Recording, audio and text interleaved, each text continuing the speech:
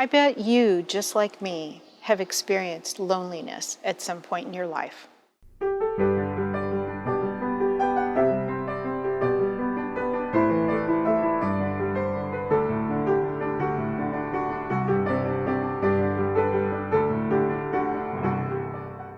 Part of our human condition is that we will all experience loneliness at some point, and we have to be able to find a way out.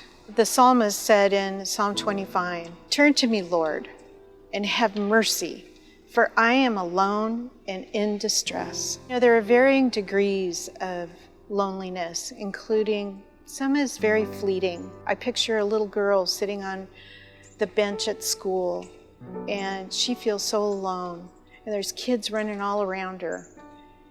And one of them finally says, "Hey, you want to come play dodgeball with me?" And that's all it takes. She snaps right out of it.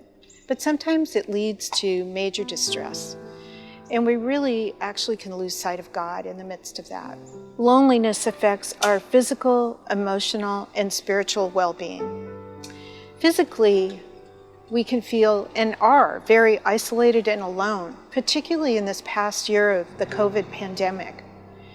Many people who are very vulnerable have had to stay at home, and they haven't seen their family or friends for over a year. They haven't seen smiles because of masks. They haven't had hugs. Very painful. Emotionally, our state of mind reflects the feelings that we have of loneliness. And a lot of that may have to do with a sense of loss. A loss of a loved one, loss of relationship. And perhaps it has something to do with a major change in someone's life, such as loss of employment, perhaps even retirement, a loss of self-esteem, a loss of self-confidence, and maybe a sense of unworthiness. And spiritually, unworthiness is like a mean spirit saying to you, you are not good enough, you are not valuable, and you are less than. Another type of loneliness I consider is self-imposed loneliness.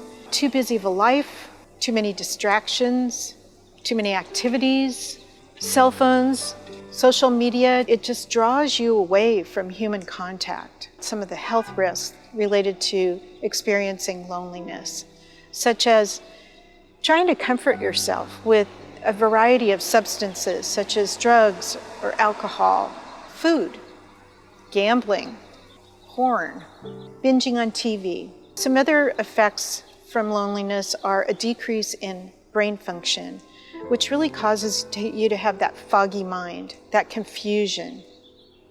And also heart disease can raise its ugly head. It's kind of a result of the effects of stress and anxiety. But here's the truth.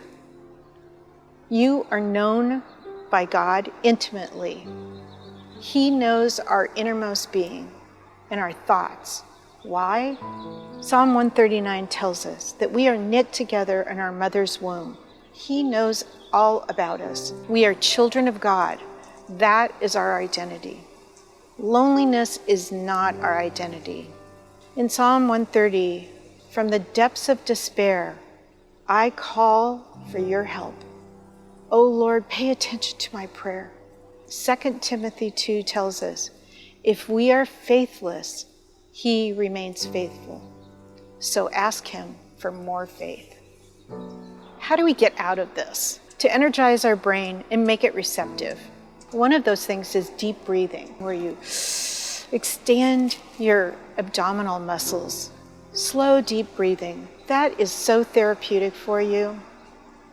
I also find that calm instrumental music is very therapeutic, very healing and soothing. And then there's worship music. Oh, does that speak to your soul?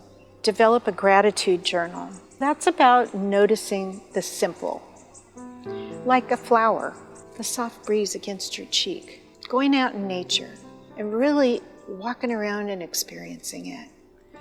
To see the mountains and the ocean, even the desert this time of year is so beautiful. Beauty rescues us. Beauty restores us. Beauty heals us. and beauty revives us. Also, good friends, people that will listen to your story. And maybe you make a new friend. Putting those thoughts down about what it means to you in your gratitude journal is very helpful. Stephen ministers are people that will walk alongside you and listen to your story. Likewise, we have pastoral care available for you. And seeing a professional counselor is never a bad thing. And all should pray with you and pray for you. Are you having trouble praying? Are you feeling dry? I have a one-word prayer for you. Jesus. Just keep repeating, Jesus. Jesus. Ask for his leading, his help, his healing. Jesus, lead me to the verse I need to read right now. Jesus, who can I reach out to? Jesus, wipe away my tears. Jesus, speak to me through your word, through the saints, through images, through pictures. Does that sound overwhelming? You can feel very paralyzed in the midst of loneliness. But maybe you can commit to just begin. Maybe it's to that one-word prayer, Jesus. And to all of us, let us be aware of the people around us who are lonely and experiencing loneliness, because you have something to offer.